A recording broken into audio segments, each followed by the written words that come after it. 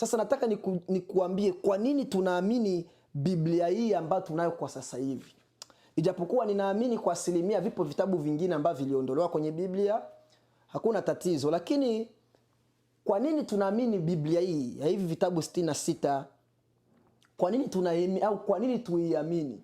Sababu kubwa ya kuiamini kwa sababu nusu ya hivyo vitabu Agano la Kale ni vitabu ambavyo vinatumika pamoja na Waisraeli wenyewe au Wayahudi wenyewe mpaka leo.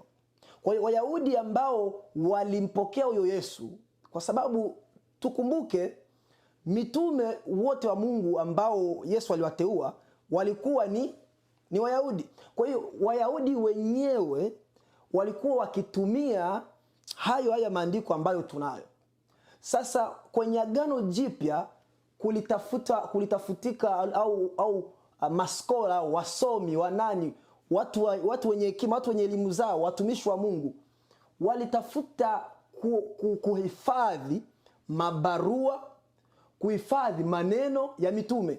Kwa hiyo Agano Jipya imejaa sana na mahifadhi au documents ambazo zilihifadhiwa na watumishi wa Mungu, wasomi. Kwa hiyo hawakoti ni watu wajinga tu ambao walihifadhi vitu na wakaviweka pamoja.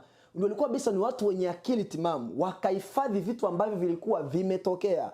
Ndio maana ukisoma Korinto wa kwanza ile sura ya 15, tunaona pale ya kwamba kulikuwa mashahidi walioshuhudia ya kwamba Yesu alifufuka. Ninasema kwamba kulikuwa zaidi ya mashahidi 500 waliomuona Yesu kwa macho.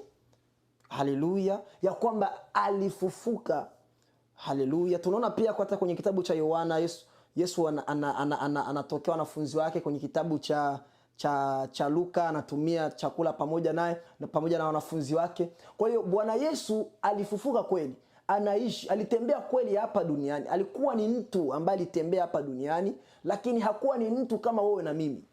Alikuwa ni mtu tofauti ambaye alikuwa amebeba neema ya Mungu mzima. Yaani kusema kwa kauli nyingine, alikuwa ni Mungu mzima akitutembelea katika umbile ya kibinadamu. Biblia inasema kwamba kwa maana ilimpendeza Mungu utimilifu wake wote ukae ndani yake.